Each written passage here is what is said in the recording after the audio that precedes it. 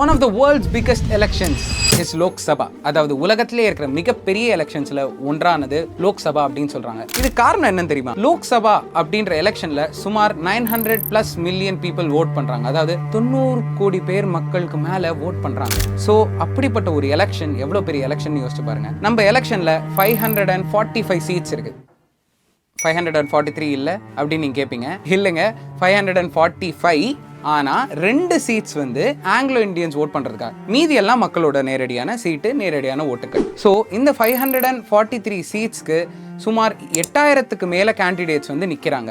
இது தவிர இது 28 மாநிலங்கள்ல, அதாவது 28 ஸ்டேட்ஸ்ல பிளஸ் 8 யூனியன் டெரிட்டரியில நடக்குது. ஸோ இந்த இடங்கள்ல எவ்வளவு பெருசா இடம் இருக்கோ அந்த அளவுக்கு அந்த இடங்கள்ல கான்ஸ்டிடியூவன்சிஸ் அதிகமா இருக்கும், அதாவது அங்க சீட்டுகள் அதிகமா இருக்கும் அப்படின்றது அர்த்தம். ஸோ மக்கள் எவ்வளவு முடியுமோ ஓட்டு போடுறதுக்கு ECI, அதாவது எலெக்ஷன் கமிஷன் ஆஃப் இந்தியா பயங்கரமா ஹெல்ப் பண்ணும். இந்த எலெக்ஷன் கமிஷன் ஆஃப் இந்தியா அப்படின்றது என்ன? இது ஒரு போர்டு. ஆனா இந்த போர்டுக்கு தனித்துவமான ஒரு பவர் இருக்கு, அதாவது தனித்துவமான ஒரு கட்டளை இருக்கு. அது இந்த கவர்மெண்ட் மூலமா எங்கேஜ் ஆகாம எப்படி அது விருப்பப்படுதோ அது பொறுத்து எங்கேஜ் ஆகலாம். அப்படி எங்கேஜ் ஆகிறதுக்கு அதுக்கு பயங்கரமான பவர் இருக்கு. ஏன்னு பார்த்தீங்கன்னா அப்போதான் வந்து ஓட்டிங்ன்றது வந்து பியூரா இருக்க முடியும், யாரோட இன்ஃப்ளூயன்ஸ் இல்லாமல் இருக்க முடியும். அப்படின்ற ஒரு காரணத்தினால election commission of India is a very powerful organisation அப்படின்றத நம்ம சொல்லலாம். நம்மளோட லோக்சபா எலெக்ஷனை பற்றி புரிஞ்சுக்க வேண்டிய ஒரு மிக முக்கியமான விஷயம் என்னன்னு பார்த்தீங்கன்னா, இந்த எலெக்ஷன் கமிஷன் ஆஃப் இந்தியா என்ன சொல்லியிருக்காங்கன்னா, சுமார் 2 கிலோமீட்டருக்கு நடுவில் ஒரு பூத் இருந்தே ஆகணும் அப்படின்னு சொல்லியிருக்காங்க. அதாவது என்னன்னு பார்த்தீங்கன்னா, இந்த ஹிமாச்சல் பிரதேஷ்லேருந்து, தமிழ்நாட்டிலேருந்து, நீங்கள் குஜராத்லேருந்து எந்த கார்னர் போனாலும் 2 கிலோமீட்டருக்கு ஒரு பூத் இருந்தே ஆகணும். அப்போ தான் மக்கள் அனைவருமே வந்து ஓட்டு போட முடியும் அப்படின்றத பண்ணியிருக்காங்க.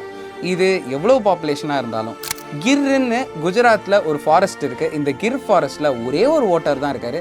அந்த ஒரு ஓட்டர் கூட ஒரு ஸ்பெசிஃபிக்கான போலிங் பூத் வச்சுருக்காங்க. இந்த விஷயத்தை கேட்க பயங்கரமாக இருக்குல்ல? ஆனால் இந்த ரேஞ்சுக்கு தான் எலெக்ஷன் கமிஷன் ஆஃப் இந்தியா நமக்கு எலெக்ஷன்ற ஒரு விஷயம் நடத்துகிறாங்க. ஏன்னா ஒரு ஓட்டு மாறினா கூட இந்த நாட்டில் யார் பிரைம் மினிஸ்டராக இருக்க போகிறாங்க அப்படின்றது பயங்கரமாக மாறுறதுக்கான சான்சஸ் இருக்குது. ஸோ ஒவ்வொரு ஓட்டையும் மிக முக்கியமான ஓட்டாக கருதுறாங்க.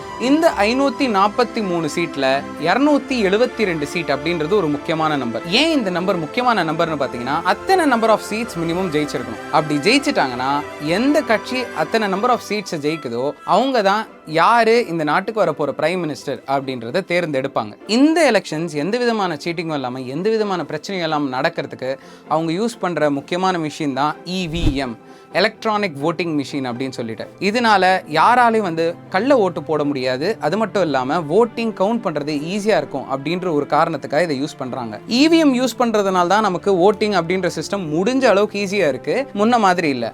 ஆனால் அப்படி இருக்கிறது தான் பலவிதமான சிக்கல்கள் இங்கே வந்து எலெக்ஷன் கமிஷன் ஆஃப் இந்தியாவுக்கு கொண்டு வருது. சுமார் இந்த ஓட்டிங் ப்ராசஸ் அப்படின்றது ஒரே நாளில் முடிகிற ஒரு ப்ராசஸ் இல்லை, சுமார் 6 வாரங்கள் ஆகுது, அதாவது 39 நாட்கள் ஆகுது அப்படின்றத குத்துமதிப்பாக சொல்கிறாங்க.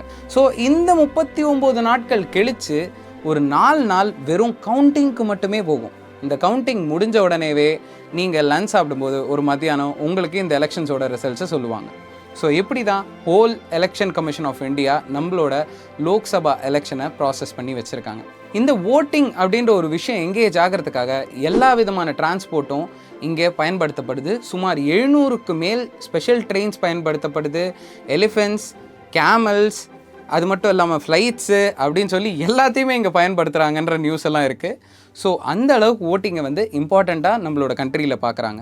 ஸோ இந்த 2024 வரப்போகிற இந்த எலெக்ஷன்ஸை கன்ஃபார்ம் ஒரு முக்கியமான எலெக்ஷனாக பாருங்கள். கண்டிப்பாக எல்லாருமே ஓட் பண்ணுங்கள். ஓட் பண்ணிங்கன்னா தான் இந்த நாட்டோட எதிர்காலம் என்னன்றதை நீங்கள் தீர்மானிக்க முடியும்.